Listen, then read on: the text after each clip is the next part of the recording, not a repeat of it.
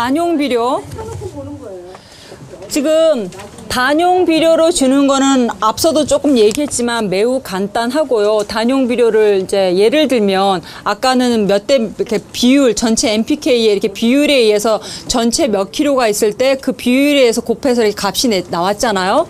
예를 들면 요소는 그 질소가 전체 중에 46%가 질소고 용성인비의 인산은 용성인비라는 비료의 인산은 20%. 요 질소를 얘기하고 인이고 염화칼륨이에요. 염화가리 그러는데 염화가리 안에 들어있는 칼륨은 60%가 들어있어요. 이거는 우리가 그러는 게 아니라 이 비료가 가지고 있는 원래의 양입니다. 그러니까 이 비료 안에 질소 양이 요만큼 들어있어요. 그런데 예를 들면 21.8kg의 요소 그 다음에 32.0kg의 용성인비, 이제 염화가리 이렇게 되어 있을 때 실중량 12량을 계산해라 이런 얘기거든요.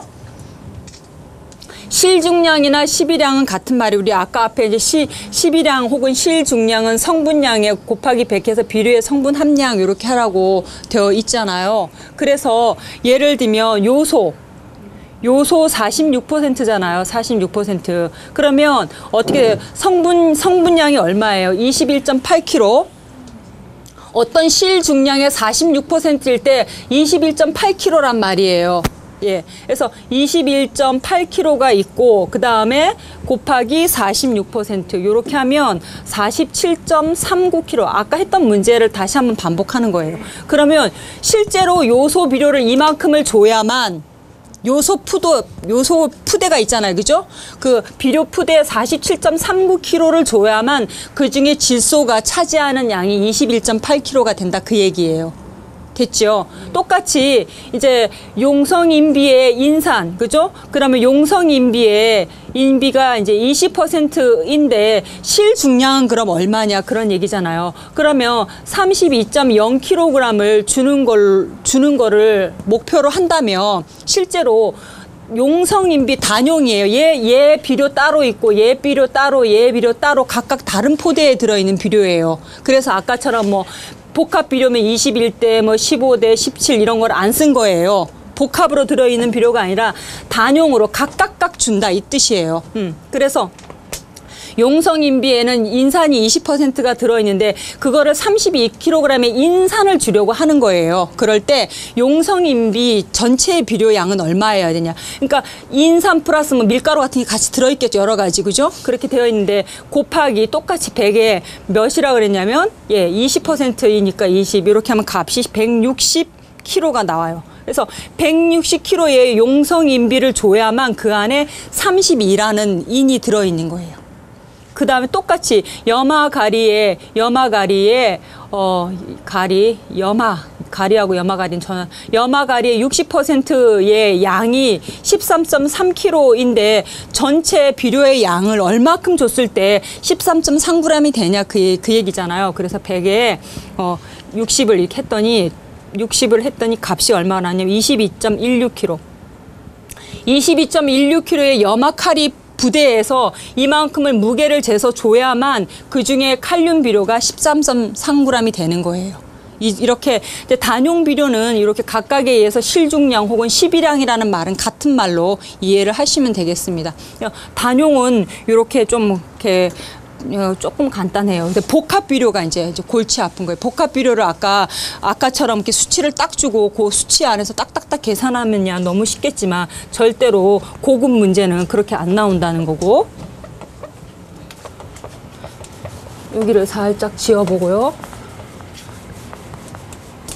요거 조금 전에 그건 지우지 말아야 되는데. 요소 46. 요거는 대충 기억하죠? 용성인비 20%, 가리는 60% 이렇게 돼 있어. 지금 문제가 복합 비료예요. 복합 비료가 어떤 복합 비료냐면 질소, 인, 칼륨이 섞여 있는 비료다 이런 뜻이에요. 한 푸대에 이 내용물들이 막 같이 섞여 있는 복합 비료가 있어요. 이 복합 비료의 비율은 요거예요. 14대 37에 12. NPK 이렇게 되어 있어요. 이 비료인데 지금 요소 용인 가리를 얼마만큼을 줘야만 질소가 10kg가 되냐, 5kg가 되냐, 4kg가 되냐 이 얘기거든요. 그래서 실비료 중량을 얘기하는 거니까 보통 이렇게 복합 비료를 계산할 때는 보세요. 이 복합 비료를 줄 거잖아요. 이 복합 비료의 양을 줄 거잖아. 그 양에 의해서 얘네들의 양이 결정을 돼야 되잖아. 복합 비료를 주는데 예를 들면 요런 복합 비료라는 푸대 안에 이런 게 이 비율로 섞여서 들어 있어요. 이 비율 안에 질소의 양만 딱 맞춰서 주면 질소 양을 실중량으로 요걸로 계산해서 주잖아요. 이 복합 비료 안에. 그러면 질소 실중량을 어떤 양을 주고 나면 그 질소 실중량만 있는 게 아니라 복합 비료니까 E하고 K도 같이 들어가는 거잖아요. 그러면 얘만 또 따로 계산하면 얘의 실중량을 계산해서 그만큼의 복합 비료를 투여를 하면 얘하고 얘를 또 같이 주게 되는 개념이잖아요. 이 말을 이해했어요? 이해 못하신 한 분을 위하여 얘기를 하자면 아까 단일 비료는 단일이니까 각각의 퍼센트에 의해서 실중량만큼만 딱딱딱 넣으면 돼요. 그러면 그 단일 비료니까 비료에 다른 비료가 겹칠 양을 더 줄 이유가 없잖아요. 각각. 근데 얘는 한 비료 안에 얘네들이 다 섞여 있단 말이야. 질소, 인산, 칼리가. 그러니까 얘의 실중량을 맞추면 얘 실중량이 만약에 지금 얘를 계산 안 했지만 50kg다 예를 들면 그래서 이 복합 비료를 50kg를 주면은 그 안에는 질소만 들어있는 게 아니라 인이나 칼륨도 같이 들어간다 그 얘기예요. 그래서 얘에게 맞출 거예요. 얘에게 맞출 거예요. 얘에게 맞출 거예요. 얘에게 맞추면 얘 값은 나오지만 얘네들은 맞아요, 안 맞아요?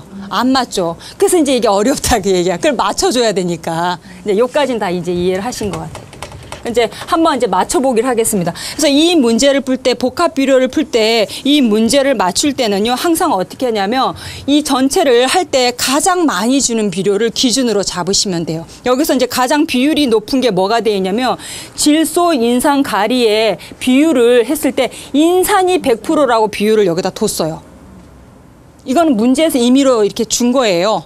그러면 기준을 먼저 잡을 때 인산을 가지고 잡으면 된다 그런 얘기예요.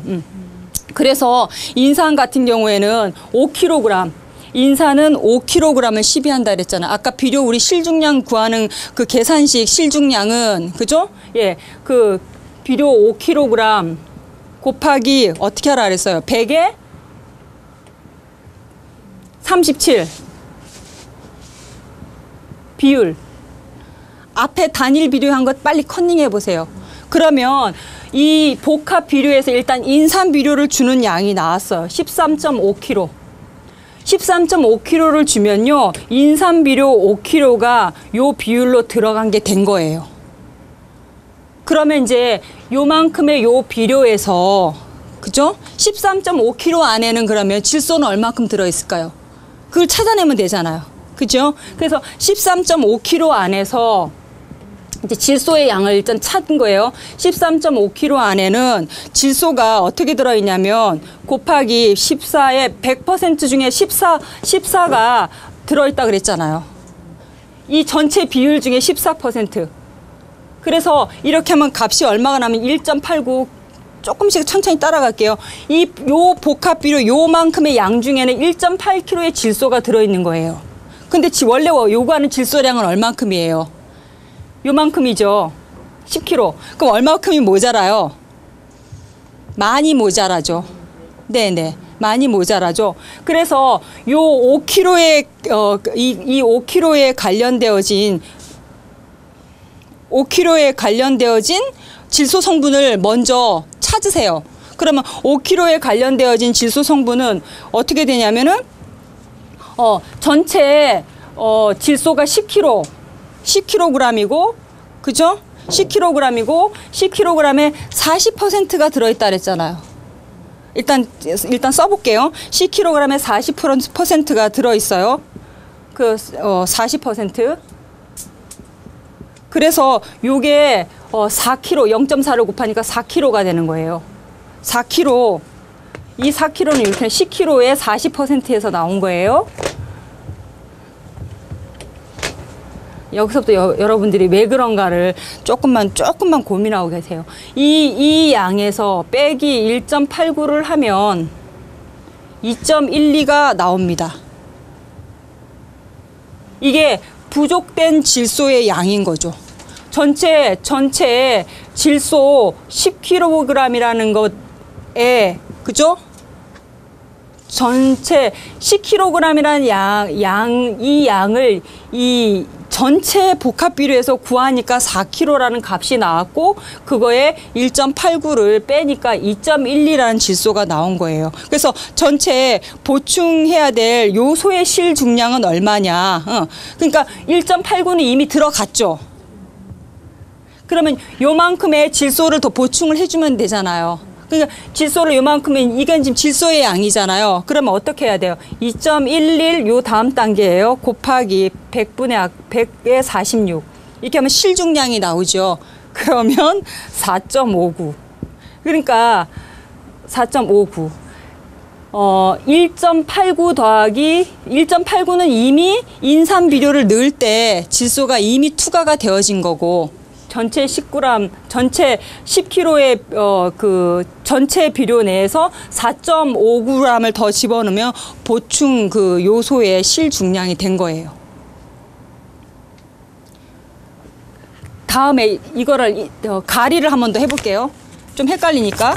자, 예를 들면 지금 13.5kg이라는 게 나왔어요. 그러면 13.5kg에 가리는 아까 뭐라 그랬냐면은 12 정도의 비율로 들어있다. 똑같아요. 12 비율이니까 12 비율을 100으로 하면 이게 값이 뭐가 나오냐면 1.6이라는 게 나와요. 예. 이거는 이 1.6은 무슨 비료냐면 요 인산 비료에 복합 비료를 줄 때 요만큼이 들어가 있다는 뜻이에요. 네, 하여튼 그럼 아니 어디서부턴가 제 계산을 안 따라보고 계셔가지고 여기 인산까지는 구해졌어요. 인산에 이만큼의 질소가 들어졌다는 게 이해가 안 돼요? 이해가 됐어요? 그 이해가 됐어요. 그래서 이만큼이 들어 있으니까 이만큼이 들어 있고 전체 10kg 중에 그죠? 10에이커당 질소를 10kg을 12를 해야 되는데 40%여서 4kg이 나온 거. 여기는 이해가 돼요?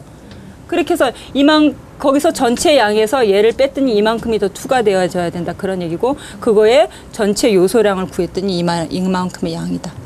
나도 헷갈리기 시작하네. 어쨌든 그 다음에 써놓을게요. 그래서 그 4kg 칼이잖아요. 곱하기 70%, 그죠? 0.7을 곱하면 돼요. 그렇게 하면 이게 2.8이라는 값이 나와요. 2.8에서 1.62 아까 1.62 빼기 1.62를 하면 보충해야 될 양이 얼마가 나오냐면 1.18이 나와요. 부족된 가리. 그러면 요만큼의 가리를 더 보충을 해야 되니까 실중량 비료는 어떻게 하냐면 1.18 곱하기 100에 퍼센트가 60%가 가리가 들어있다 그랬잖아요. 이렇게 하면 1.97kg. 순서가 너무 막 지저분하다. 요만큼. 그래서 얘하고 그쪽 전체 보충해야 될 부족된 가리양이 1.18이니까 요만큼을 더 보충해주면 전체 된 거예요. 그러니까 어떻게 하면 되겠어요? 전체 이 복합 비료를 13.5kg를 넣고, 그죠? 이건 인산에 맞춘 가격이에요. 양이에요. 그 다음에 4.5g을 더 넣고, 그러면 이제 질소 맞춰졌어요. 거기에다 1.97을 더 넣으면 가리까지도 먹어야 될 양을 좀 더 맞춘 거예요. 왜냐하면 이렇게 되면 그래도 어쨌든간 인산은 요만큼만 넣으면 될 거를 갖다 얘 이만큼하고 이만큼을 더 넣어준 거나 마찬가지잖아요. 여기 약간의 인산의 과잉이 되는 거죠. 그래도 복합 비료는 어쩔 수밖에 없어요. 이렇게 해요. 만약에 이거를 갖다가 인산을 계산하듯이 5 곱하기 100에 이렇게 한 것처럼 13.5g이라는 인산 비료가 나왔는데, 이거를 갖다가 질소도 10 곱하기 100에 그 14 이렇게 하고 어떤 양이 나오면요, 그 양은 훨씬 지금 이렇게 계산한 양보다 양이 많아져요. 각각을 단용 비료처럼 계산해서 넣으면 복합 비료를, 그러면 비료가 엄청 많이 과잉되는 거예요. 그래서 요걸 복합 비료를 혹시 줄 때는 가장 많이 투여하는 비료를 기준으로 해서 그 부족된 양만큼을 각각을 더 넣어주는 게 기본 설계 방법이에요. 그때는 단용 비료를 넣어줘요? 아니요, 요 비료를. 고비료를, 지금 요 비료를 그대로 계산한 거예요. 고비료를. 그러니까 요 복합 비료를 이 기준에 맞춰서 각각 계산해서 넣는 양보다는 더 합리적이다 이런 이야기예요. 난 합리적인 거 필요 없고 각각 계산해서 넣는다. 그러면은 그 각각 계산하는 양이 계속 겹쳐지는 양이 되는 거예요. 그래서 가장 많이 넣는 양을 기준으로 해서 부족한 양만큼을 조금씩 더 채워 넣는 방법으로 합니다. 그래서 이런 방법이 하나가 있고요. 또 하나 이런 문제가 있는가 하면 이 문제는 조금 좀 수준 높은 문제이고, 그 다음에 하나를 더 볼게요. 보지 말까요? 그만 보지. 그럼 그만 봐요. 네. 그래서 제가 누차 얘기하는데 그냥 아까 한명순 회장님 대충 했더니 42가 뭐가 나왔다고 하니까 네. 뭐 지금 그 다음에 해드릴 문제도 그 맥락 안에 있는 문제이니까요. 한번 그렇게 이해를 해보시면 좋을 것 같고, 우리 책을 좀 보시면요. 책에 863쪽에 이제 우리가 일반인으로서 관심 있는 비료는 사실 이런 보조 비료들, 그 다음에 기타 부산물 비료들 이런 것들인데요. 863쪽을 보시면 석회질 비료에 생석회, 소석회, 탄산석회 있고, 넘어가 보세요. 규산질 비료에 벼에 굉장히 효과가 있다 이렇게 되어 있고, 그 다음에 넘어가시면 미량요소, 유기질 비료 한번 보실까요? 유기질 비료. 책에 없는 몇 분을 위하여 제가 간단히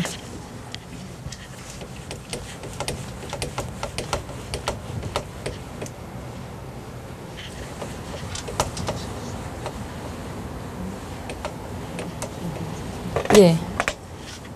유기질 비료에 뭐가 나와 있냐면, 어비. 그죠? 어비는 뭘 얘기해요? 뼈. 그러니까 뼈가 아니라 생선. 생선 먹고 남은 뭐 머리, 뭐 꽁지 이런 거 막 섞여서 쓰는 거잖아요. 그러면 굉장히 좋은 비료가 됩니다. 냄새가 나서 그렇지. 요 어비 안에 많이 들어있는 게 질소가 많이 들어있다 이런 얘기예요. 그래서 생선 비료를 섞여서 썼다면 질소 비료를 상당히 많이 주는 비료가 되는 거예요. 그 책에 보면 그게 잘 나와 있어요. 질소하고 인산이 한 6에서 10%, 5에서 8%다. 아까 그러면 뭐 질소가 46%, 뭐 60% 이런 양은 그런 화학 비료에 대해서는 거의 요소 화학 비료 이런 거하고는 게임이 안 되죠. 그런 데는 뭐 46% 막 이렇게 들어있으니까. 그럼에도 불구하고 거의 뭐 한 10%까지 질소가 들어있다는 건 상당히 많이 들어있는 거죠. 그래서 생선뼈를 잘 섞여서 쓰는 것도 굉장히 좋은 비료에 속한다 이런 얘기고, 그다음에 골분, 아까 얘기한 골분. 골분에는 뭐가 많이 들어있다고 되어 있냐면, 예, 인산. 칼슘도 좋지만 인이 많이 들어있다고 이 말씀을 드렸어요. 그래서 어느 정도로 들어있냐면 15에서 20% 굉장히 많이 들어있는 거죠. 그래서 그냥 갈아갖고 흙에다 뿌리면 절대로 그 인은 녹아 나오지 않는다. 그래서 어떻게 하라 그랬죠? 칼슘에다가 그 뼈가루를 좀 잘게 부수어서 한 2, 3주 이렇게 담가 놓으면 그 칼슘이 아니라 식초에, 그러면 그 구용성 그 산에서 이 인을 다 이렇게 뽑아내요. 추출해요. 그래서 그 용액을 인산비료로 쓰는 거예요. 그럼 화학 비료를 사지 않더라도 이렇게 쓸 수 있다 이런 얘기죠. 뼈가루 같은 거. 그다음에 나머지 뼈가루 이제 못 쓰는 거죠? 다른 뼈가루에는 또 뭐 칼슘도 있고 뭐 이렇게 또 있잖아요. 그리고 그것 자체가 유기물이기 때문에 이제 다른 뭐 과잉 비료를 흡착을 한다든가 이럴 수 있기 때문에 그 가루를 이 인산 비료의 그 주비료가 아니더라도 유기질 비료는 뭐 다른 뭐 이렇게 염기를 흡착을 한다든가 이런 용도로는 쓸 수 있죠. 얼만큼 정도 담그면 그게 다 빠져나가요? 보통은요 한 2주에서 한 달 정도를 담가 놓으시고요.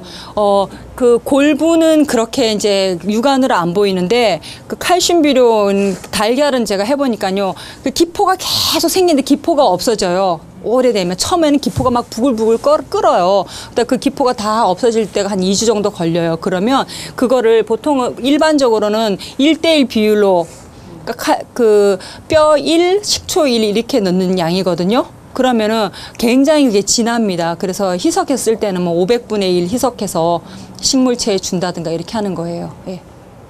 그래서 골분이라는 게 있고, 이제 우리가 많이 쓰는 깻묵이라는 거 있죠. 예. 깻묵은 뭐 이렇게 뭐 깨짜고 뭐 이렇게 누른 이런 여러 가지 깻묵, 콩, 이런 유채, 땅콩, 뭐 면실류 이런 깨 같은 거 짜고 나면 찌꺼기인데 이것도 질소 비료가 굉장히 많이 들어있는 그런 비료다. 그런 얘기고. 그 다음에, 쭉 보면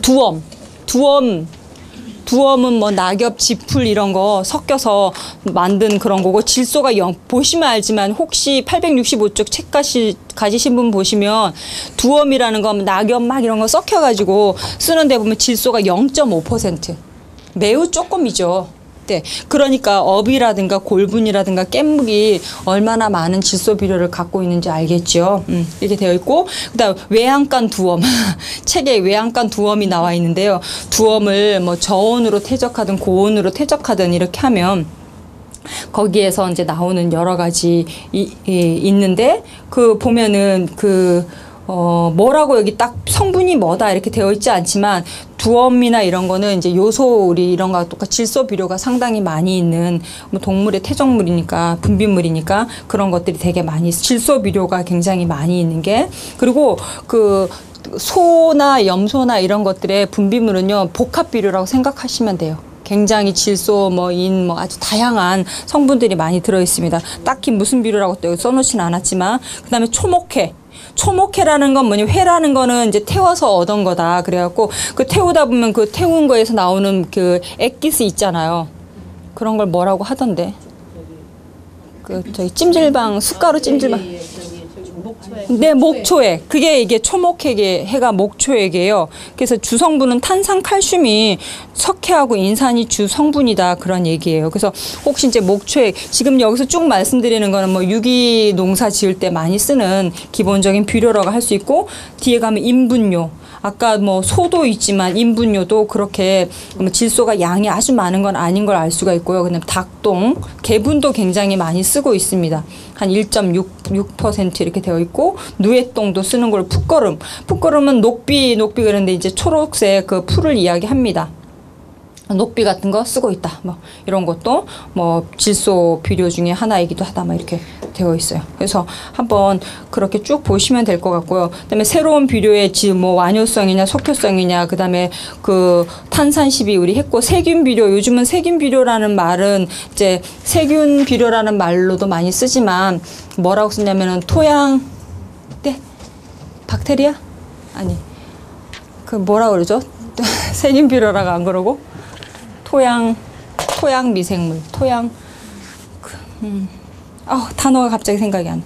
토양 미생물, 그 토양에 보면은 수백 가지, 수억 가지의 그 세균이 있어요. 그래서 그 지역의 토양에, EM.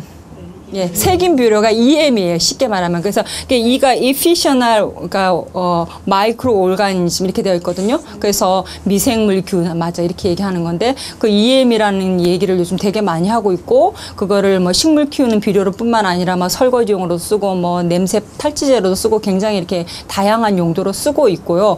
그래서 그 EM이라는 것 자체도 우리가 이제 다 뭐 전주 EM, 제주 EM, 뭐 일본 EM 이런 거 다 사서 EM 원액을 희석해서 많이 쓰고 있잖아요. 그래서 그 희석한 그 원액을 사가지고 뭐 쌀뜨물에 뭐 당이랑 뭐 이렇게 몇 가지 넣고 일주일 정도 발효를 시켜서 뭐 광이 있는 균이면은 광 노출시키고, 그렇지 않은 건 뭐 어두운 데 두고 뭐 이렇게 해갖고 EM을 이렇게 발효를 시키는데요. 가장 기본적인 거는 뭐 전주 EM도 좋고 제주 EM도 좋고 일본 EM도 좋은데, 가장 좋은 건 내가 살고 있는 지역에 농사를 짓고자 할 때 그 지역 근방에 있는 EM이 가장 좋은 EM이에요. 그래서 땅에서 EM을 갖고 오는 게 좋아요. 그럴 때는 EM 도시락이라는 걸 원래 만들어요. 그래서 우리 그 밥 할 때 보면 고들밥 있잖아요. 고들밥을 혹시 술 같은 거 빚어보실 때 고들밥을 쪄보신 분은 알겠지만, 쌀을 대충 씻지 않죠. 쌀뜨물이 하얀 게 없어질 때까지 씻어요. 왜 그러냐면 다른 유기물들을 가능한 다 빼려고. 그래서 밥을 찌면은 다른 균들이 생기지 않고 그 쌀에서만 붙어서 살 수 있는 균만 딱 붙는 거예요. 그래서 술을 잘 빚을 때는 막 잡다한 균이 많이 들어가면 안 되기 때문에 균을 노출을 안 시키려고 되게 애를 많이 쓰고, 그래서 쌀을 일단 깨끗이 씻는 것부터 많이 출발하는데 EM도 똑같아요. 그래서 내가 살고 있는 뭐 산 언덕이나 이런 데 이제 그 낙엽이 많이 있잖아요. 그러면 거기에 그 고들밥을 해갖고 이제 식혀서, 뜨거우면 안 되고 이제 식혀가지고 거기에다가 나무 도시락 안에다 그 밥을 한 걸 집어넣어요. 그냥 노출시켜 놓으면 또 막 뭐 흙에 막 묻히니까 나무 도시락 같은 데 살짝 이렇게 덮어갖고 그 낙엽 더미 안에 이렇게 한 1, 2 정도 넣어놓으면요. 거기서 하얗게 곰팡이 균들이 생겨요. 그럼 그게 EM의 시초균이 되는 거예요. 그러면 그 하얗게 곰팡이가 진짜 많이 생기거든요. 그러면 그거를 그대로 이제 설탕하고 1:1 비율로 버무려서 이렇게 그 실온에 놔두면요. 1주일, 2주일 되면 이게 흐물흐물해져요. 그럼 그게 EM 원액이 되는 거예요. 그래서 건더기를 걸러내고 그거를 EM 원액으로 해가지고 그러니까 지금 아까 말씀드린 다음 단계 우리가 사서 쓰는 EM의 기본적인 것들이 되는 거예요. 그래서 그거를 희석을 해가지고 밭에 뿌린다든가 다양한 각도로 활용을 할 수 있습니다. 그래서 이 책에는 비료를 얘기할 때 거기까지 지금 얘기를 하고 이제 끝을 맺었고요. 이 비료학의 기본이 앞에 조금 이제 책에 가시면 다음에 제가 토양학을 이야기를 할 거예요. 예, 원래는 토양학을 사실은 먼저 하고 비료학을 이야기해야 됐는데 비료학을 먼저 했던 이유는 시험에 혹시 비료가 좀 나올까 해서 했던 건데 뭐 이래저래도 아니었고, 그래서 토양학을 조금 얘기를 좀 다음에 이야기를 해드릴 것이고요. 어쨌든 제가 알기로는 다음 시간에는 저희가 수업이 없대요. 고향 이렇게 견학을 가셔서. 그래서 다음 시간에 수업이 없고 제가 익스큐즈 하는 건 5월 4일 날 제가 수업을 못해서 조금 약간 딜레이 되는 걸로 그렇게 결정이 나 있습니다. 그래서 오늘 수업한 내용 질문하시고 좀 일찍 끝내볼까요? 오늘 수업한 내용은 아닌데요. 네. 시험에 보면은 네. 농약을 뿌릴 때 주의할 점이 있거든요. 네. 근데 이렇게 쭉 보니까 우리가 농약을 뿌릴 때 바람 부는 방향으로 안 되잖아요. 그거 날라서. 안 되죠. 네. 그래서 그거가 주의할 점인데 그거가 시설내. 시설내였네. 그 문제 안에 시설내 이 말이 있어요. 그 단어를 안 보고 그 문제를 풀면은 답이 없어요. 답이 없어. 나 그거 여쭤보려고 했어. 아, 네. 맞아요. 그게 시설내라는 단어가 그 앞에 있고, 그래서 그게 답이, 바람의 방향은 굳이 고려하지 않아도 되는 게, 원래는 고려를 되게 많이 해야 돼요. 시설 외에서는. 근데 내이기 때문에. 네. 그게 제일 어려웠군요. 이거 말이 안 되잖아. 네. 네. 그랬어요. 알겠습니다. 또 뭐 질문 있으세요? 네, 그러면 여기까지 하는 걸로 하고 정리하겠습니다. 수고하셨습니다.